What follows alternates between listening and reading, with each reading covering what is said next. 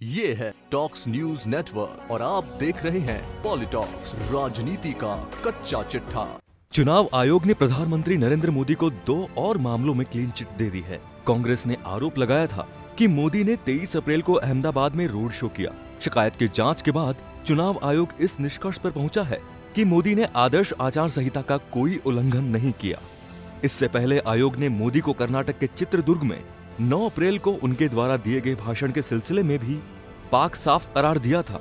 इस भाषण में मोदी ने नए मतदाताओं से अपना वोट बालाकोट हवाई हमले के नायकों को समर्पित करने का आह्वान किया था।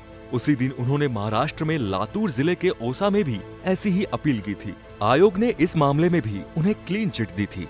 आपको बता दें कि चुनाव आयोग अब तक 9 मामलों में क्लीन चिट दे चुका है। आयोग की इस कार्यशैली के खिलाफ कांग्रेस सुप्रीम कोर्ट का दरवाजा खटखटा चुकी है।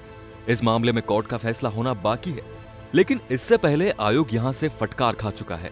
सुप्रीम कोर्ट में खिंचाई के बाद ही चुनाव आयोग ने कई नेताओं के प्रचार करने पर घंटों के हिसाब से रोक लगाई। इससे प्रचार के दरमियान घटिया और शर्मनाक तरीकों का इस्तेमाल नहीं थम रहा। ताज्जुब होता है कि क्या इसी चुनाव आयोग ने इंदिरा गांधी और उनकी सरकार को 1977 में बाहर का दरवाजा दिखाया था?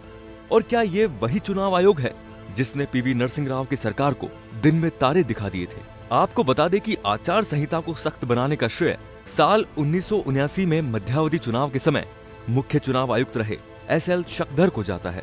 उनके समय चुनाव आयोग ने सभी दलों से बात कर संहिता में एक नया हिस्सा जोड़ा। इसमें सत्तारूढ़ दल पर कुछ नई बंदिशें लगाई गई। मकसद यही था कि सरकार चला रही पार्टी को अन्य दलों की अपेक्षा शक्तियों के अधिक इस्तेमाल का अवसर न मिले। TN शेषन के कार्यकाल में आचार संहिता को और सख्त बनाया गया। इसमें साफ साफ कहा गया कि किसी की निजी जिंदगी पर हमला नहीं किया जाएगा। सांप्रदायिक आधार पर भावनाएं भड़काने वाली कोई अपील नहीं होगी। सरकारी कार्यक्रमों, नई नीतियों और फैसलों के ऐलान पर रोक लगाई गई। प्रधानमंत्री मंत्रियों के दौरे में सरकारी मशीनरी के इस्तेमाल के दिशा निर्देश भी बनाए गए।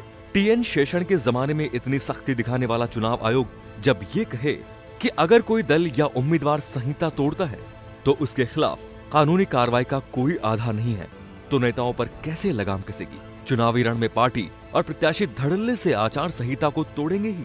अब जब मामला सुप्रीम कोर्ट के पाले में है तो इस बारे में कोई नई लकीर खींचने की उम्मीद बढ़ गई है। कोर्ट जो भी आदेश देगा उसे चुनाव आयोग को भी मानना होगा और सभी राजनीतिक दलों को भी। पॉलिटॉक्स ब्यूरो। ये है टॉक्स न्यूज नेटवर्क और आप देख रहे हैं पॉलिटॉक्स, राजनीति का कच्चा चिट्ठा।